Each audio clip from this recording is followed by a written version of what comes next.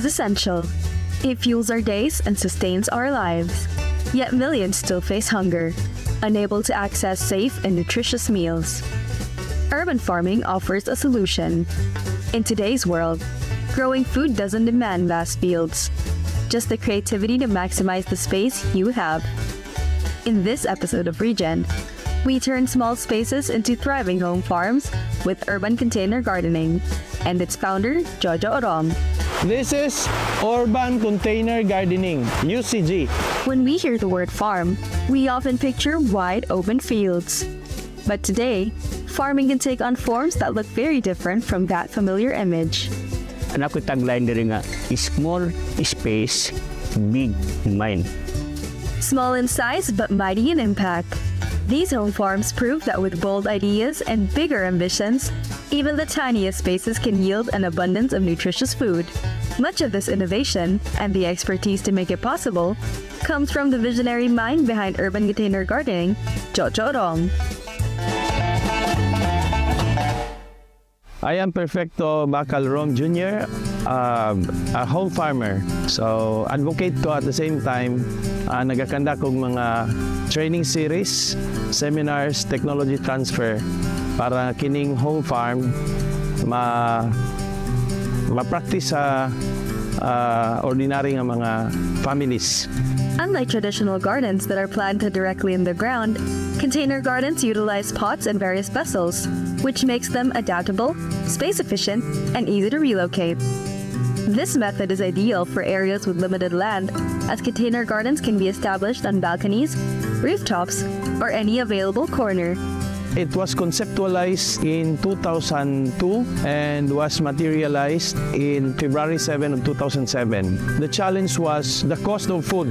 The food that we eat are always coming from the groceries or palenques. I need to have an intervention on how I can lower down the cost of food preparations. It started as a strategy to reduce our food expenses, especially here in Davao City, considered as one of the mega cities of the Philippines. Medyo mataas na din ang mga bilihin. And then, as a strategy to survive with less, I need to grow my own food.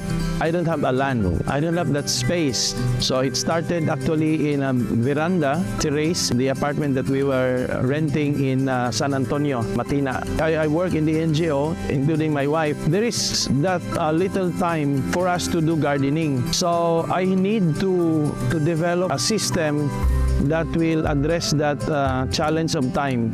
The challenge of space, I have developed a technology called multi-bioponics. We cannot create land, but there is always the opportunity to really create space. So through container gardening, I was able to compress my production in small space that even in 10 square meter, I can produce about 10 to 20 kilos of vegetables in 1 month or in 2 months' time, depending on the kind of vegetables we grow. In April 2007, I was able to realize 600 pesos of savings because of this urban container gardening practice. I save about 600 pesos, and since my area is only 10 square meter, I had to divide that 600 pesos by 10 square meter. It resulted to 60 pesos per square meter. So it's good savings, no? The land equivalent ratio on savings reached up to 60 pesos per square meter. I was a graduate as a scholar in Xavier University at Ateneo de Cagayan, and that's why after my college, I had to volunteer for about 2 years in the hinterlands of Bukidnon and including Marawi, to learn about farming and how would I be able to develop technologies in farming that will somehow increase the productivity of the land. So I get a chance to develop my skill in agriculture through my interaction with communities in these areas. Food security means having reliable access to safe, nutritious food, not just for ourselves, but for our communities. One way to strengthen it is by sharing what we know.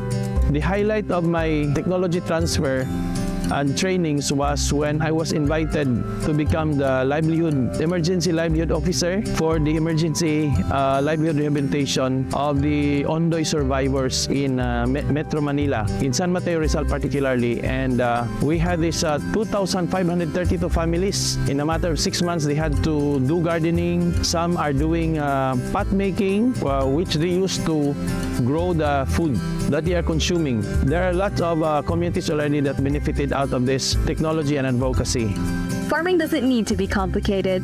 With urban container gardening, you can start simply by recycling what you already have. Coming up, it's time to get our hands dirty and dig deeper into urban container gardening. Regen will be right back.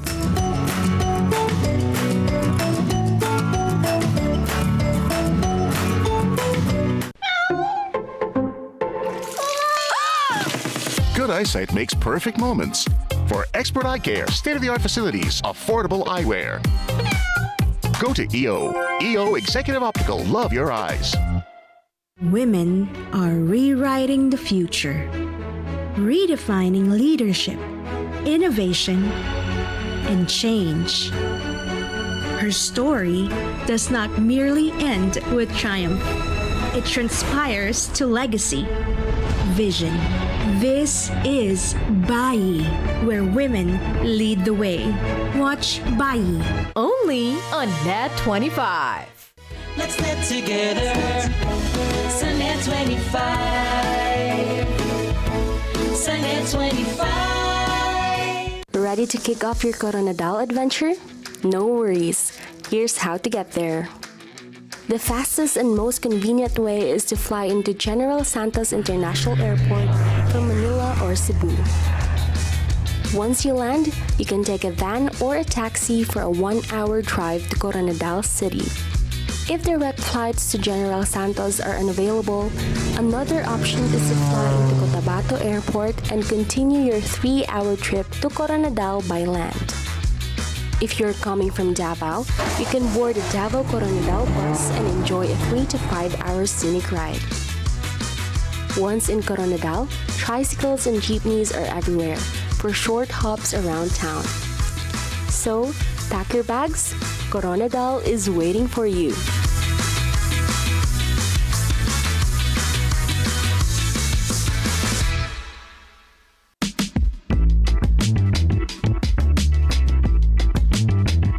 Welcome back to Regen.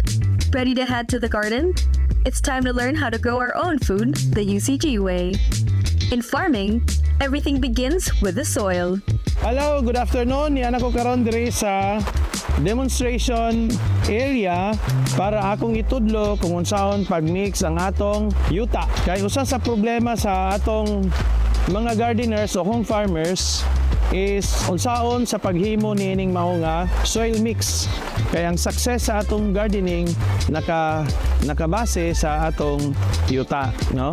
Kaya diri nag-access ang atong tanom sa mga sustansya nga iyang gikinahanglan aron mag-perform siya og maayo og makapamunga, makapanggdahon og kita makakaon pinagi niini. For our soil to be in its best condition, we'll need the following. So, basic ang soil mixing. Okay? So, first, ipaila-ila na sa inyo ang ingredients. These are ingredients nga available lang sa palibot. Number 1 is powdered nga uling. Kini siya. Okay? So, powdered nga uling. And then, second is powdered food nga chicken dung or any animal manure. Labi na katong hayop nga nagkaon og grass or plant-based nga pagkaon. And then the second ingredient ang atong ordinary soil. So any type of soil. Unsa nga soil? Basta soil nga gitubuan, yuta nga gitubuan og sagbot, mao nay indicator nato nga pwede siya gamiton. Pero katong yuta nga di natubuag sagbot, basig balas na ayaw na gamita.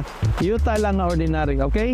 Naputay gitawag og coco peat, no? Ang coco peat is ginaling siya nga bunot, no? Sa paggaling sa bunot, ma-extract ang fiber, ang mabilin niya, ang byproduct niya is coco peat. Kini siyang coco peat, mo ni gamito nato sa pagmix sa atong yuta. Next, we'll need to get the ratio right. Start by mixing 1 part charcoal with 1 part manure and 2 parts soil.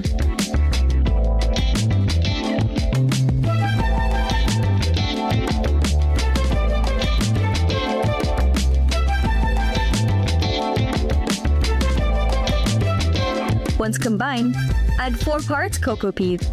This gives you the ideal mix with a ratio of 1:1:2:4. Charcoal, manure, soil, and cocoa peat. Now that we've got the formula locked in, it's time to start mixing. Local ingredients. These are the principle of agroecology. Local materials. With our soil mix ready, it's time to prepare the heart of urban container gardening, the container. The good news is you don't need to spend much as pots can be made from recycled materials. For this demo, we'll be using discarded soda bottles. So, simple materials, simple tools. Gunting lang and empty bottles. Any bottles. With a pair of scissors, carefully cut the empty plastic bottle in half. Our self-irrigating pot isn't quite ready yet.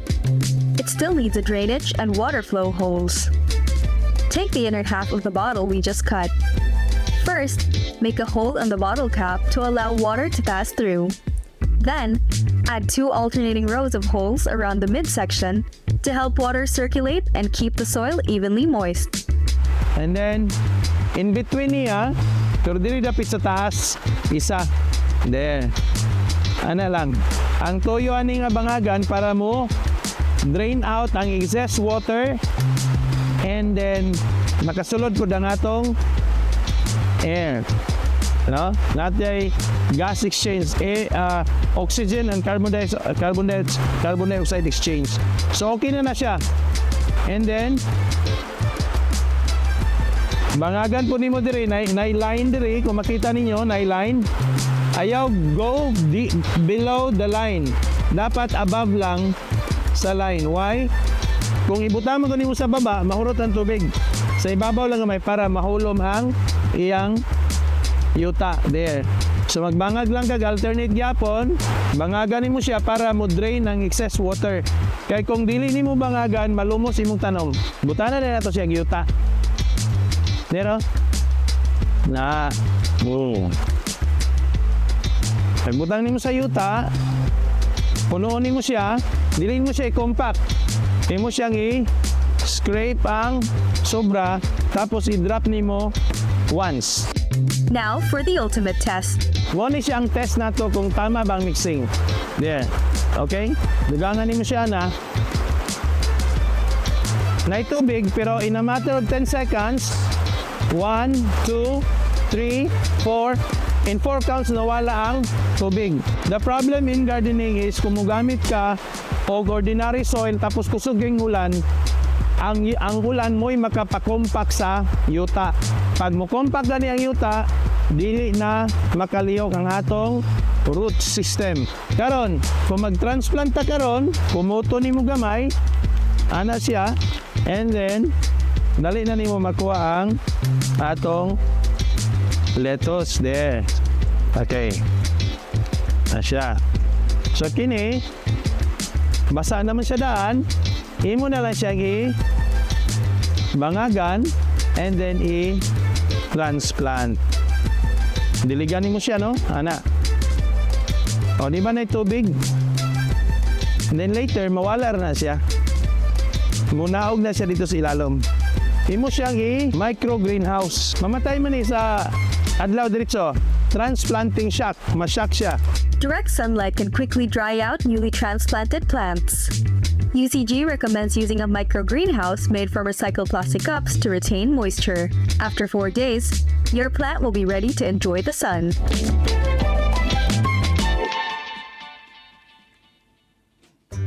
That was an insightful training. Took note of all of those tips? Up next, we'll meet a home gardener and a home farmer who have transformed their spaces into thriving urban plantations. Regen will be right back.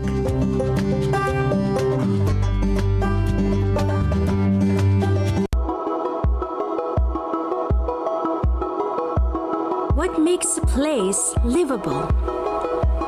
It's more than just a location. It's about the life you can build there. In Mindanao, cities and municipalities are redefining what it means to live well. From affordable housing and safe communities to opportunities for work and business with industries that support thriving local economies. Mindanao's culture and heritage add color to everyday life, blending tradition with modern convenience with easy access to nature and outdoor recreation. Mindanao offers the perfect balance. Join us as we explore the places in Mindanao that are not just for travel, it's actually livable. Only on Net 25. Let's net together. Sa net 25. Sa net 25.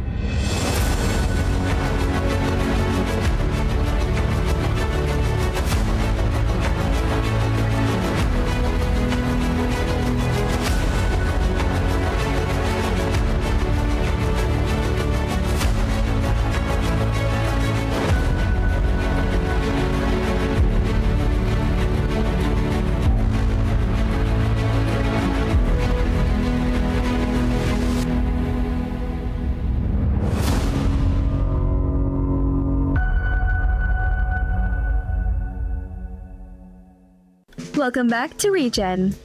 Previously, we've covered the basics of urban container gardening. Now, let's meet some home farmers who've turned what they've learned into thriving gardens right in their own spaces. Meet our home farmers, Nanay Bebs and Tito Boy. Nanay Bebs has transformed her small home garden into a neighborhood treasure. What started as a modest space now nourishes not only her family, but also her entire community. Ate Bebs ang tawag sa ako. Kanya kining tanong-tanong mani, nagtanong mi ani para pang sarili namong gamit. Kay ganami ning mga gulay. Number 1 ning lettuce, petsay, celery, arugula na pipino, ampalaya, dagan kog ampalaya sa kilid namo, okra, talong, kamatis, mao nay pang nay tanglad para maglawoy ka, kumpleto na. Non-stop ni siya. Pag ma-harvest na siya, tamna na po namin. At the same time, naga-seedlings nami. Kami na nagapabunga sarili bunga sa leto. Sana, hantig yun kay ang among ginahimo na fertilizer, rice wash, composti, kanang panit sa saging, eggshell. Maura may mga maintenance na mo. Anya kami po, wala may maintenance. Ang tanong lang, na makatabang sa health, makawalag stress, maka-inspired, labi na mag-harvest ka or na mamalit, inspired ka kayo. Tito Boy, a former barangay kagawad, has fully embraced multi-bioponics and other innovative farming techniques. From crisp lettuce to sweet grapes, his farm is a testament to how urban farming can go beyond gardening, becoming a way of life. So ako si Boy Atog, o pwede ko niyong tawag Tito Boy. Usa ko ka mag-uma. Kagikan ko sa uma, niya abot na ako dire, padayon ng uma. So uma sa balay ang akong project. Isip farmer, pag abot na ako dire sa syudad, sa Davao, gusto ko magtanong kay farmer gid ko eh. Akong ginikanan farmer. Niya nagdako ko sa farm, nagtrabaho ko sa farm. Pag abot ako dire, gusto ko mananong yun. Ang kwan magul sa farming sa bukid, traditional, kunya karon dapat mo adapta og bag-ong technology. Kunya tan-aw nimo sa palibot, gagamay sa space para lang ma-maximize kaning small space. Ana ko tagline diri nga, small space, big mind. No.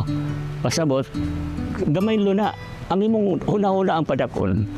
So nahimo nako through sa technology ni Jojo Rom. Daghan kong learn gikan sa pag composting, paggamit sa mga recyclable pot, hangtod mag-harvest every week magpatubo ko kay every week nagabaligya pod ko.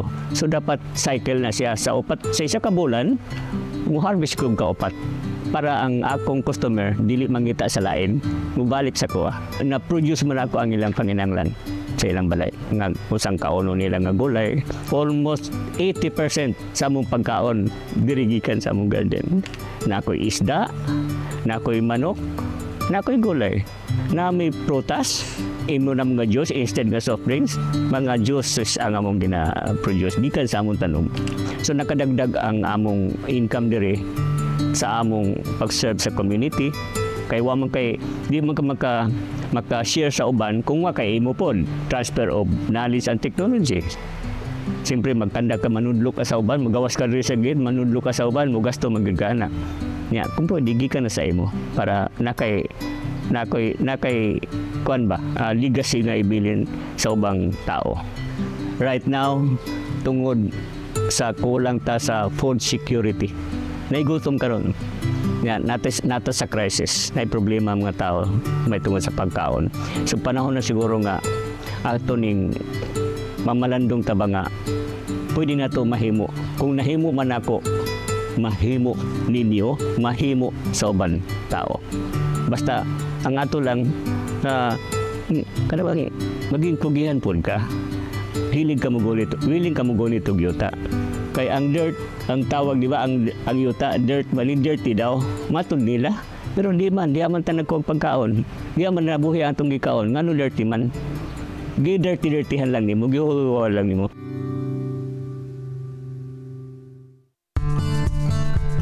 So mao na ni ang tungod sa limited space na to, gamay rang lugar.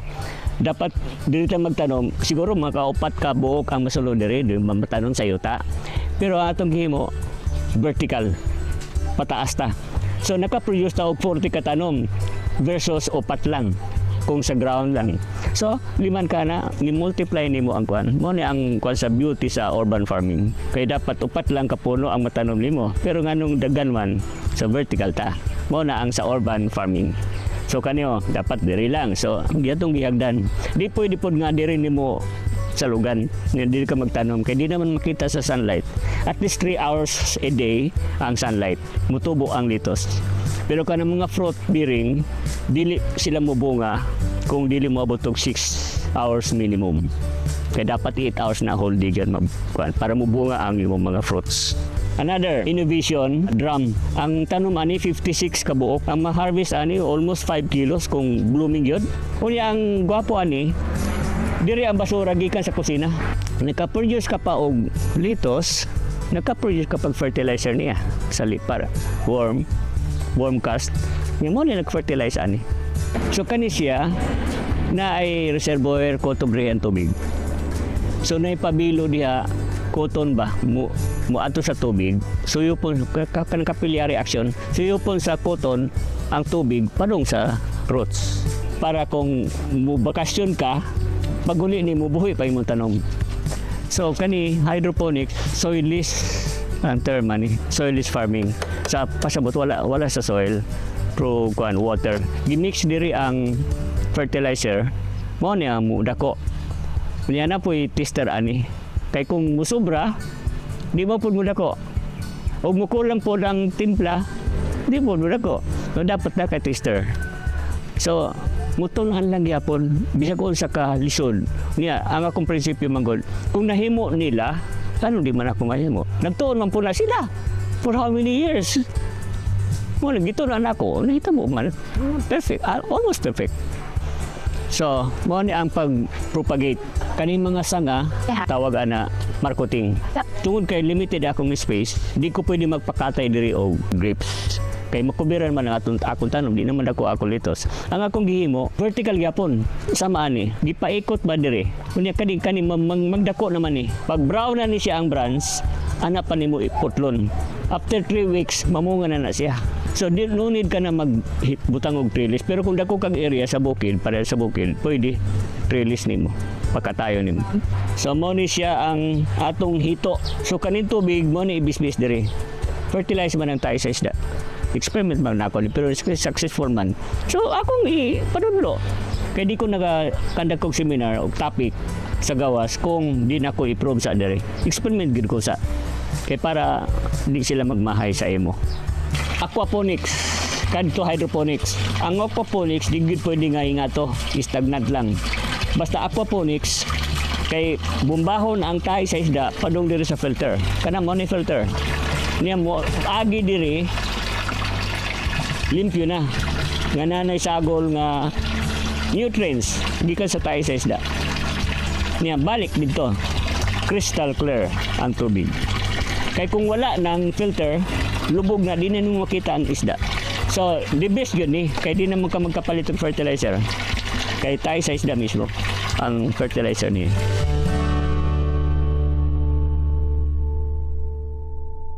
Maski wala kay yuta nga dakong space, kung gusto gyud ka makatanom jud ka. Nara na sa imo. So, maski sa gate na mo, kanang nakuha na mga pitsay na gipang-harvest na mo. Dili na kinahanglan og dakwang yung space para makatanom. Una-una mo pirmero nga magtanong ka para na kay ma-harvest. At the same time, makatabang gud sa imong health. The core principle is we have to respect nature. And the second is we have to respect local culture. And the third is we need to